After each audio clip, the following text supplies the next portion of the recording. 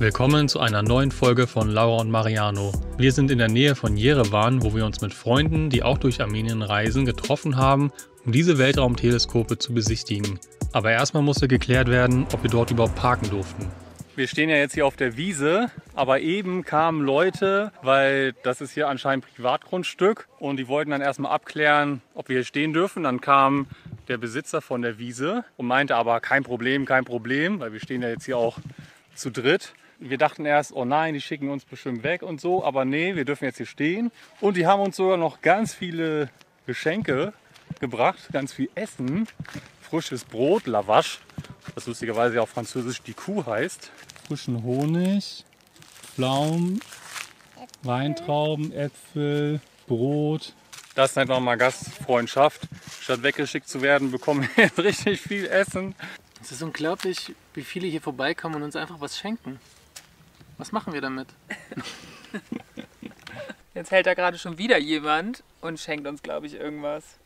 Und wir können damit überhaupt, also wir sind ja schon 3 Bands. Stell dir mal vor, hier wird nur eine Familie oder so stehen.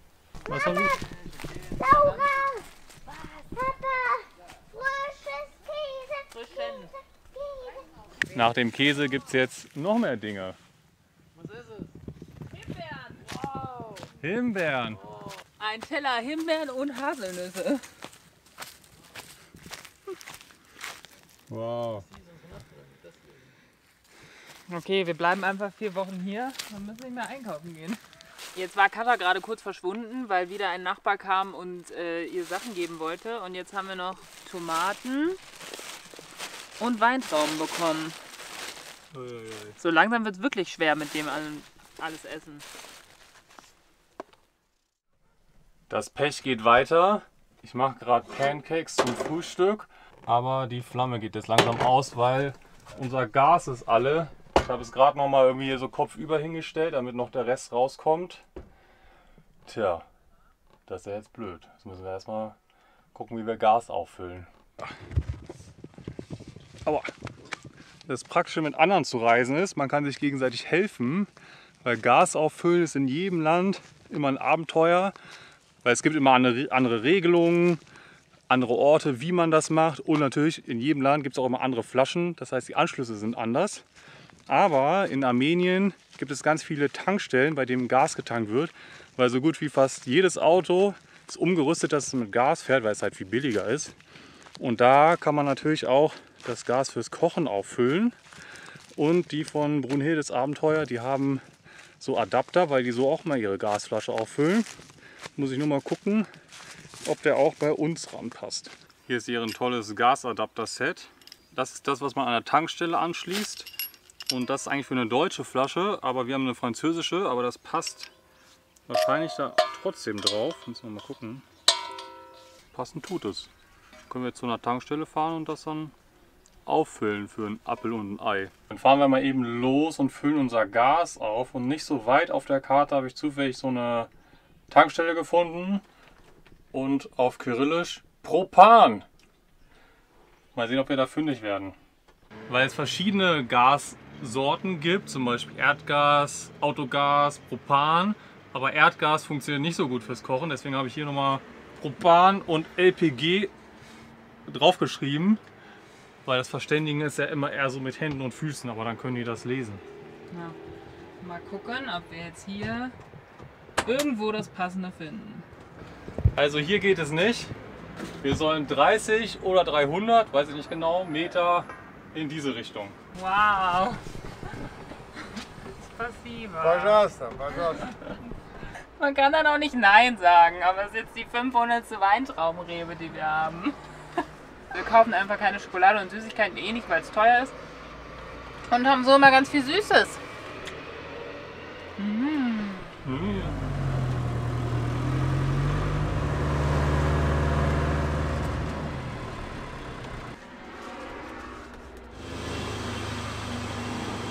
Yeah, jetzt ist sie wieder voll. Das war richtig simpel. Warum ist das nicht in allen Ländern so? Weil es da Regelungen gibt, Mariano. So, wir haben den anderen jetzt noch ein bisschen Wasser und Brote mitgebracht. Und ich finde es gerade die perfekte Mischung aus. Man ist mit anderen Reisenden hier und lernt das Land so gemeinsam kennen und hilft sich halt so gegenseitig, weil wir kochen auch abends zusammen und man hat so den Austausch, weil man eine ähnliche Erfahrung macht, weil man ja auch auf Reisen ist. Und gleichzeitig haben wir so coolen Kontakt mit den Locals, weil die halt immer vorbeikommen, einen mit uns trinken, uns coole Sachen bringen. Und genau so stelle ich mir Reisen einfach vor. Das ist einfach so richtig perfekt. Das mit den Geschenken geht weiter. Vorhin hat schon jemand eine Flasche Wein gebracht. Und jetzt ist jemand hier und wir trinken Whisky. Also man muss einfach nur hier draußen sitzen. Dann kommen alle Leute aus dem Dorf zwischendurch vorbei und bringen uns was. Man wird hier durchgefüttert. Allerdings ist man am Ende dann wahrscheinlich betrunken. Also es ist echt lustig. Dann kommen die Leute mit dem Auto, kommen mit einer Flasche Schnaps, trinken mit uns, trinken selber natürlich auch und fahren dann mit ihrem Auto weiter. So, jetzt ist noch mal jemand vorbeigekommen und hat uns noch mal Lavash geschenkt. Und hier sieht man noch mal ganz gut, wie das gemacht wird. Also in dieser ovalen, länglichen Form, ganz dünn. Und dann wird es gerollt und geschnitten. Es wurde also nicht langweilig auf der Wiese zwischen Dorf und den Teleskopen. Auf dem Gelände des Observatoriums stehen insgesamt 5 Weltraumteleskope.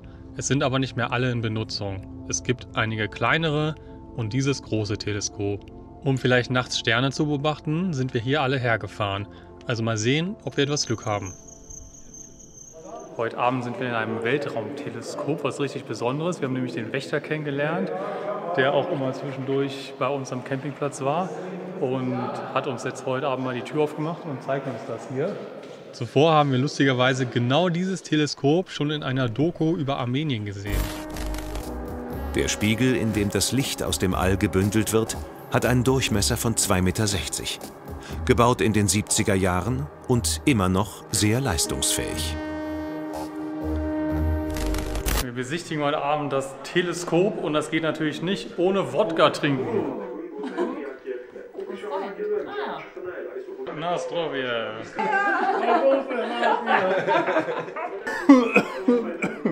So wird selbst das Sternegucken zur Wodka-Party hier. Die hat jetzt.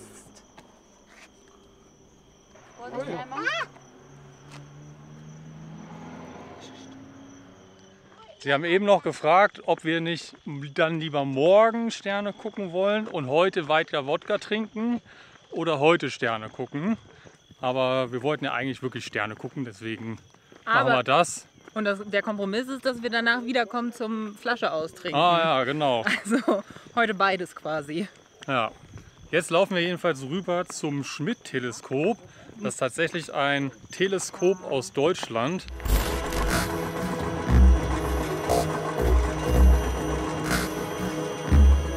Das Schmidt-Teleskop. Hergestellt in Deutschland und benannt nach Bernhard Schmidt, der früher berühmt war für seine Fernrohre. Nach 1945 wurde es als Kriegsbeute von der Sowjetunion abgebaut und nach Armenien gebracht.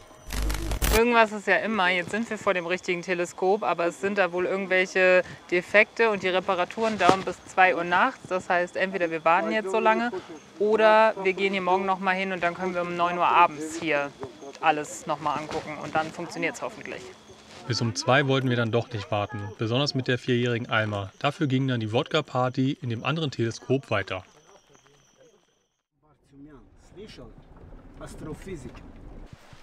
Es ist ein neuer Tag, bei dem wir eingeladen wurden. Und jetzt besichtigen wir einen Garten und kriegen wahrscheinlich wieder ein bisschen Obst und Gemüse.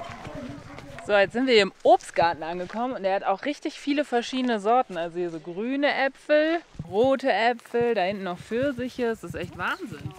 Unser großes Glück ist auch, dass Katha ein bisschen Russisch kann, weil ihr Papa Russe ist und dadurch fällt die Verständigung halt ein bisschen einfacher. Also ich kann es ein bisschen, aber sonst vor allem mit Google Translator und das ist jetzt hier total toll, weil sie immer mir Sachen übersetzen kann, die er erzählt. Also zum Beispiel, dass das hier alles nur für ihn gebraucht wird quasi und er dann halt für den Winter ganz viel Kompott aus den Äpfeln kocht und aus denen, die nicht so schön sind, macht er Wodka.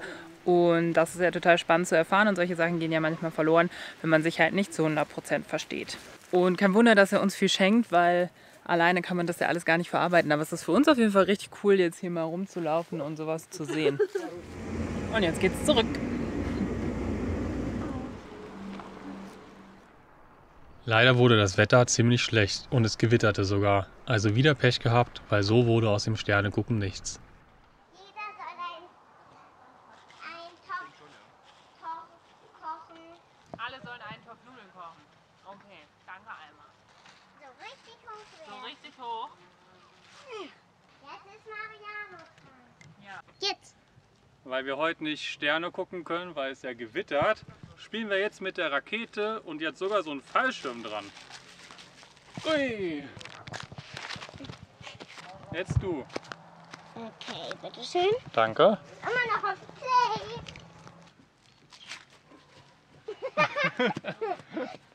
Jetzt filme ich wieder. Leider konnten wir nicht durchs Teleskop in den Weltraum schauen, hatten aber trotzdem einen netten Abend. Es war aber auch an der Zeit weiterzufahren, weil in 8 Tagen unser Monat in Armenien schon vorbei sein wird und wir dann das Land verlassen wollten. Unsere kleine Reisegruppe löst sich jetzt gerade mal so ein bisschen auf, weil alle noch mal woanders kurz hinfahren und so weiter. Wir haben hier noch mal Wasser aufgefüllt, all den netten Wächtern Tschüss gesagt.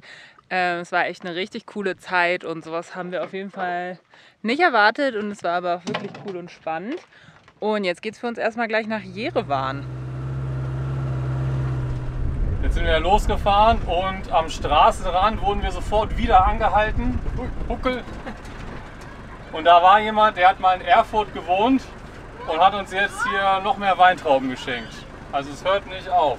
Er hat in Erfurt für Zalando gearbeitet 4 Jahre und konnte dementsprechend auch ein bisschen oder ganz gut Deutsch. Ja. Und das war jetzt echt ganz cool, weil dann kann man sich halt einfach besser verständigen und Smalltalk machen. Und das war jetzt total nett. Er wollte auch, dass wir zum Essen bleiben Ja, ja. und so. Und wir waren so, nee, wir müssen jetzt langsam weiter. Wir sollten sofort aussteigen. Essen, trinken, komm, komm. Ja, also war wieder total nett. Ui, Huckel. Huckel. Oh Gott! Oh Gott. Nach einer guten halben Stunde Fahrt waren wir dann am Parkplatz in Jerewan, der Hauptstadt von Armenien.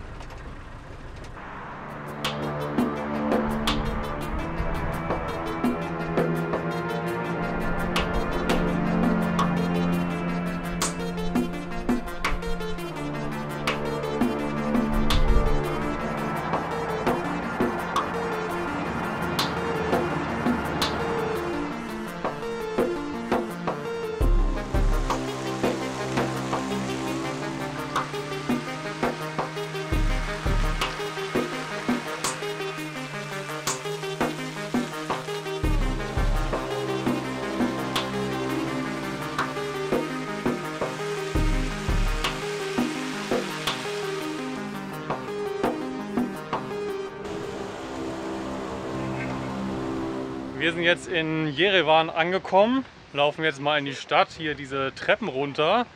Und Jerewan ist halt eine sehr alte Stadt und die wurde von verschiedenen Völkern beherrscht. Persische Reich, Osmanische Reich, Römer, die waren alle mal hier. Aber dann zu Zeiten der Sowjetunion, wo Armenien ja Teil von war, wurden viele dieser alten Bauten abgerissen und mit sowjetischer Architektur ersetzt. Und ich habe das Gefühl, in der Zeit ist die Stadt auch stehen geblieben, soweit wir das bisher gesehen haben. Ja, also man sieht ja echt viel so sowjetisches Zeug. Irgendwie ist es auch ganz spannend und ich glaube, sie versuchen jetzt so ein bisschen den Bogen zu schlagen, es in die Moderne zu bringen. Aber es ist auf jeden Fall ganz cool, weil ja, das ist einfach nochmal ein bisschen was anderes als Zentraleuropa. Natürlich, ne, in Deutschland, DDR und so gibt es sowas auch, aber wir sind ja jetzt schon länger auch Georgien in so Ländern unterwegs, wo man diese Sowjetgeschichte so ein bisschen sieht und mitbekommt und spürt und hier ist das auch bis jetzt auf jeden Fall der Fall. Ja, schon krass. Also dieser ganze Komplex heißt Kaskade von Jerewan und ist aus den 1930er Jahren, also wirklich voll Sowjetzeit. Und ich finde es ganz cool, weil hier noch so ein paar Wasserspiele immer sind. Das macht alles auch ein bisschen verspielter und ist nicht so sehr nur von diesen Betonblöcken und Geradlinigkeit geprägt, die ja sonst irgendwie sehr sowjetisch sind, sondern ist noch mal ein bisschen was anderes dazu. Und das ist ja echt ganz cool. Na, wenn das nicht hier aussieht wie das Kapitol von Tribute von Panem, so die Architektur und dass es irgendwie so impulsant ist, um diese Macht zu demonstrieren oder so. Den Rest des Tages bummelten wir noch durch die Stadt und sammelten weitere Eindrücke. Jerewan gefiel uns ziemlich gut, spannende Geschichte und für eine Hauptstadt gar nicht zu chaotisch und laut. Von unserem Parkplatz oberhalb der Stadt hatten wir auch noch mal einen tollen Ausblick. Am nächsten Morgen war es sogar klar genug, um den über 5000 Meter hohen Vulkan Ararat zu sehen. Er ist der höchste Berg der Türkei und liegt an der Grenze zu Armenien. Nach 2 Tagen in der Hauptstadt ging es für uns aber weiter. Nach den Tagen beim Observatorium und dem Dorf war Jerewan ein interessanter Kontrast. Es war wieder sehr spannend, den Unterschied zwischen der ländlichen Region des Landes und der Hauptstadt zu sehen. Auf dem Land, die Leute leben sehr einfach und arm, fahren in kaputten Autos rum, die 50 Jahre alt sind, bauen selbst ihr Gemüse an, haben eine eigene Kuh, um Milch und Käse zu machen. Und in der Hauptstadt, Leute tragen teure Markenkleidung wie Dior und Gucci, fette Autos fahren herum, überall gibt es schicke Cafés. Also der Unterschied ist schon immer echt ziemlich krass, aber auch sehr spannend, so beide Seiten zu sehen und kennenzulernen. So, nach 2 Tagen Jerewan ist es jetzt soweit. Wir verlassen die Stadt wieder. Ich fand es ganz schön, mal wieder in einem Café zu sitzen und durch die Stadt zu bummeln. Das hat mir auf jeden Fall ganz gut getan. Aber es reicht dann jetzt auch wieder. Und wir kommen ja noch wieder in ein paar Tagen für ein ganz besonderes Erlebnis.